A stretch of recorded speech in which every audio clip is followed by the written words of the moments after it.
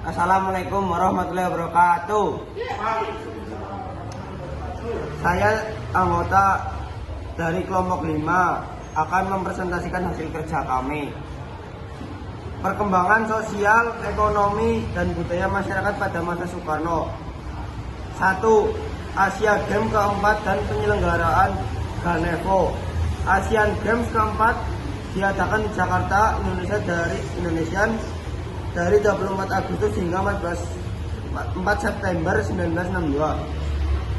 Berikut adalah beberapa detail penting mengenai acara tersebut.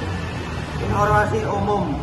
Peserta 16 negara ikut serta dengan lebih dari 800 atlet. Cabang olahraga 12 cabang termasuk atletik, bulu tangkis, sepak bola, dan angkat besi. Logo dan maskot. Logo resmi menggambarkan simbol budaya Indonesia dan maskotnya adalah burung merpati. Tujuan dan makna.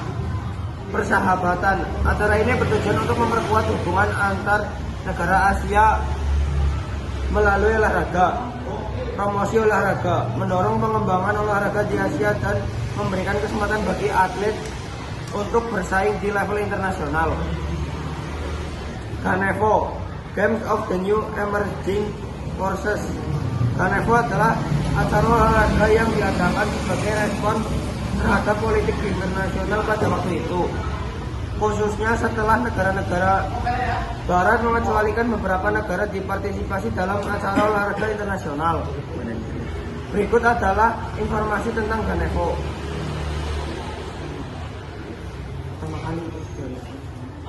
Pertama kali diadakan Ganevo di Jakarta pada tahun 1963, 1 tahun setelah Asian Games keempat. Peserta Ganevo melibatkan negara-negara yang dianggap sebagai kekuatan baru dan negara berkembang sebagai budaya besar dari Asia, Afrika, dan Amerika Latin. Tujuan mempromosikan solidaritas antara negara-negara baru merdeka dan memberikan platform bagi atlet dari negara-negara tersebut untuk bersaing. Cabang olahraga menampilkan berbagai cabang olahraga mirip dengan yang ada di Asian Games, tetapi dengan fokus yang lebih besar pada negara-negara yang kurang terwakili. Pembangunan proyek mencuat pada masa pemerintah Soekarno 1945-1967. Kebijakan kesehatan di Indonesia mengalami perkembangan yang signifikan meskipun dihadapkan pada berbagai tantangan ekonomi, sosial, dan infrastruktur. Kebijakan kesehatan Soekarno berfokus pada pembangunan sistem kesehatan dasar yang merata untuk mendukung kesejahteraan masyarakat dan memperkuat negara pasca kemerdekaan. Berikut adalah beberapa poin utama terkait kebijakan kesehatan di era Soekarno: pembangunan infrastruktur, pelayanan kesehatan gratis, pencegahan dan pengendalian penyakit, kesehatan ibu dan anak, pendidikan, kesehatan dan tenaga medis, keterbatasan dan tantangan, dukungan dari luar negeri. Secara keseluruhan kebijakan kesehatan dan tenaga medis, keterbatasan dan tantangan, dukungan dari luar negeri. Secara keseluruhan kebijakan kesehatan di masa Soekarno bertujuan untuk memperbaiki layanan kesehatan dari dasar, memperluas akses masyarakat terhadap layanan kesehatan.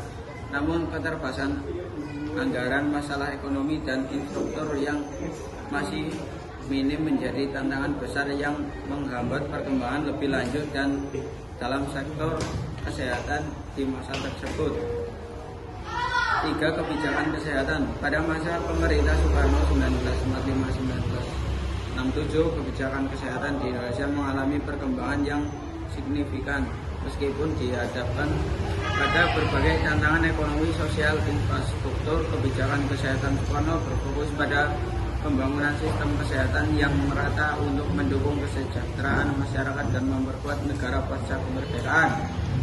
Berikut adalah beberapa poin utama terkait kebijakan kesehatan di era Soekarno: pembangunan infrastruktur, pelayanan kesehatan, pencegahan dan pengendalian penyakit, kesehatan ibu dan anak, pendidikan, kesehatan dan tenaga medis, keterbatasan dan tantangan kebutuhan dari luar negeri. Secara keseluruhan, kebijakan kesehatan di masa Soekarno bertujuan untuk memperbaiki layanan kesehatan dasar dan memperluas akses masyarakat terhadap layanan kesehatan. Namun, keterbatasan anggaran, masalah ekonomi, dan infrastruktur yang masih minim menjadi tantangan besar yang menghambat perkembangan lebih lanjut dalam sektor kesehatan di masa tersebut. 4. Kebijakan pendidikan. Pada masa pemerintahan Soekarno 1945-1967, kebijakan pendidikan memiliki peran sentral dalam upaya pembangunan identitas nasional dan memperkuat bangsa Indonesia yang baru merdeka. Soekarno melihat pendidikan sebagai alat untuk memajukan bangsa dan menciptakan masyarakat yang sadar akan nasionalisme serta mendukung cita-cita revolusi. Berikut beberapa kebijakan utama terkait pendidikan di era Soekarno. 1. Pengembangan sistem pendidikan nasional. 2. Pemberantasan buta huruf. 3. Wajib belajar dan perluasan akses pendidikan. 4. Pendidikan tinggi dan pengembangan ilmu pengetahuan. 5. Pendidikan karakter dan nasionalisme. 6. Pendidikan untuk kaum tertinggal. 7. Peran lembaga kebudayaan rakyat atau LEKRA dalam pendidikan.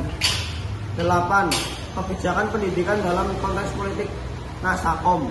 Secara keseluruhan, kebijakan pendidikan pada masa Soekarno berfokus pada pembangunan pendidikan nasional yang merata, pemberantasan buta huruf, dan penanaman nilai-nilai nasionalisme. Meskipun banyak program pendidikan yang ambisius diluncurkan, tantangan ekonomi dan infrastruktur membuat keberhasilan terbatas, terutama di daerah-daerah terpencil. Namun kebijakan-kebijakan tersebut memberikan dasar penting bagi perkembangan pendidikan di Indonesia di masa berikutnya. Sekian dari kelompok kami. Wassalamualaikum warahmatullahi wabarakatuh.